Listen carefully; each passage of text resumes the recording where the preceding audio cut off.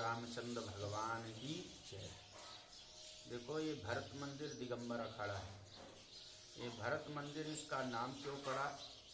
हम लोग भरत जी को क्या समझते हैं?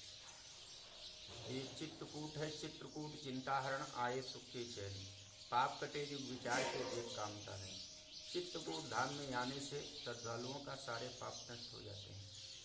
चित्रकूट धाम का जिस आप इस मंदिर में बैठे हैं, इसका मैं महत्व बता रहा हूँ। इसे राम भरत भेंट सम्मेलन सभा दरबार कहते हैं। राम जी को जब 14 वर्ष का वनवास हुआ तो भरत जी महाराज उस समय ननिहाल में थे।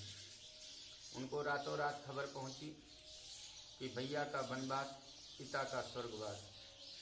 वहाँ से आते हैं तो गुरु जी आज्ञा देते हैं कि भरत ये तुमको पिताजी दे गए। कहा नहीं, पहले राम जी नहीं थे तो भरत जी ही पिताजी का दाह संस्कार किया।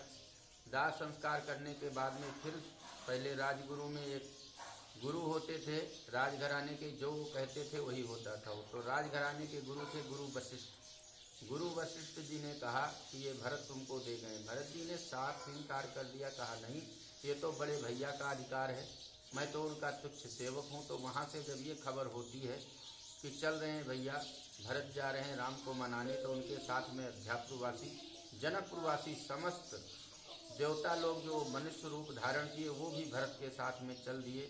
तो यहाँ आते हैं तो माता मंदाकिनी में सबसे पहले स्नान किए। यहाँ भरत सब सहित सहाय मंदाकिनी पुलिता है। मंदाकिनी में स्नान करने के बाद में चले भरत जहाँ सिया रघुराई, साथ निषाद नाथ लग भाई। इसी टीले पे, इसी पर्वत पे भरत जी महाराज आते हैं। राम जी से निवेदन करते हैं कि प्रभु माँ को क्षमा करो, आप अयोध्या वापस चलो। एक दिन नहीं बोले, 2 दिन नहीं बोले, 5वें दिन राम कहते हैं भरत रघुकुल रीत सदा चली आई, प्राण जाए पर वचन न जाई। पिता का प्राण गया लेकिन हम लोग रघुवंशी हैं। हमारे कुल में महाराज हरिश्चंद्र हुए थे जिन्होंने अपने वचनों के कारण सारी संपत्ति सपने में विश्वामित्र जी को दान दे दिया था। हम उस वंशज के हैं, अगर एक बार हम लोग बोल दिए तो वो वचन को हम टालते नहीं हैं। अगर हम टाल देंगे तो हमारा ये वचन, हम रघुवंशी नहीं कहलाएंगे।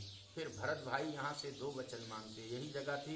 पहला, प्रभु आप 14 साल के बाद में 1 मिनट देरी नहीं करेंगे, नहीं तो ये तुम्हारा भरत आग में कूद जाएगा। दूसरा, वहाँ हमको राम राज्य चलाना है और वहाँ राम ही राज्य चलेगा। फिर राम ने भरत जी को यहाँ से चरण पादुका दिया। प्रभु कर कृपा पाँवी दीनी, सादर भरत शीश ढल लीनी। यही चरण पादुका को, ऐसे चरण पादुका को भरत जी महाराज अपने सिर में धारण किए। तो अयोध्या में नहीं गए भरत जी महाराज। भरत जी महाराज बहुत त्याग किए 14 साल तक। अयोध्या के बाहर भरत जी महाराज ने कुटिया बनाया, वनवासी का कपड़ा पहना। नंदीग्राम भय परण कुटीरा, तहीं पर बैठे धर्मधर धीरा। नंदीग्राम में कुटिया बना के भरत जी महाराज वनवासी का रूप धर के, कभी भी राजमहल में उन्होंने 56 प्रकार का भोजन नहीं किया। भरत जी महाराज पहले गौ माता को क्या खिलाए थे? जवा खिलाते थे। जो भी जवा गोबर में आता था उसी को छनवा के भरत भाई उसी की रोटी खाते थे।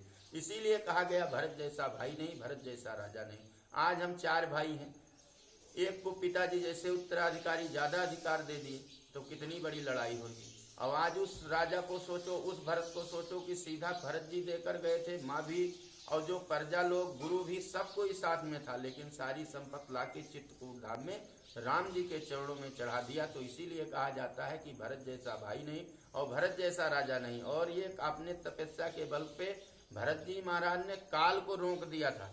काल मतलब मृत्यु को रोक दिया था, जन्म को रोक दिया था। कहा था 14 साल में ना एक मृत्यु होने दूंगा, ना एक जन्म होने दूंगा। आपने तपस्या के बल पे, क्योंकि राम जी जितना संख्या जोड़ के गए हैं हमारे भैया, उतना ही संख्या रहेंगे। ना एक जन्म होगा, ना एक मृत्यु होगी। बोलो भरत भैया की।